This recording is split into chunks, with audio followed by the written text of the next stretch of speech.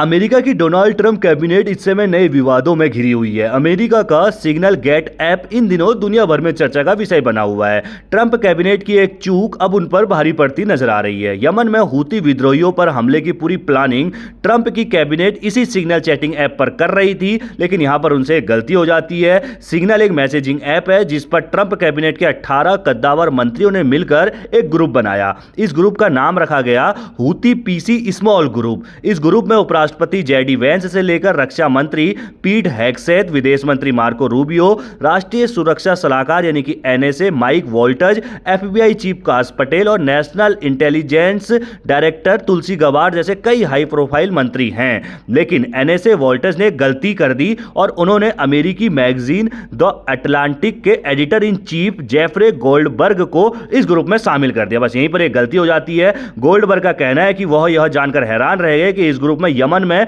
Houthi विद्रोहियों पर हमले की प्लानिंग हो रही थी। कौन सा हमला कब, कहां और किन हथियारों से करना है, यह पूरी गोपनीय जानकारी इस ग्रुप में शेयर की जा रही थी, जिसे बाद में गोल्डबर्ग ने सार्वजनिक कर दिया। और इसी पर अब बवाल मचा हुआ है कि भाई एक ग्रुप में हूतियों पर आप रॉकेट दाग रहे थे और कहां पर कौन सा हमला होना है, सब कुछ ग्रुप में बात कर रहे थे। आपने यहां पर एक मैगजीन के एडिटर इन चीफ को, यानी कि जैसे हमारे देश में अखबार का किसी मालिक को अगर आप कर देंगे तो भाई अपने आप ही सारी जानकारी तुरंत छप रही है, एक्सक्लूसिव जानकारी निकल रही है। कुछ ऐसा ही यहां पर होता है। मंत्री जो है वो इसमें बड़े बड़े मंत्री इस ग्रुप में होते हैं और वो जो है एक अखबार के, एक मैगजीन के जो एडिटर इन चीफ है उनको इस ग्रुप में शामिल कर देते हैं। और जिसके बाद अब जो ये सिग्नल गेट ऐप है ये सवालों के घेरे में है और अब कहीं ना कहीं कई अधिकारियों पर, कई मंत्रियों पर अमेरिका में गाज गिर सकती है, क्योंकि विवादों में डोनाल्ड ट्रंप कैबिनेट अब घिर चुकी है सिर्फ और सिर्फ एक मैगजीन की वजह से।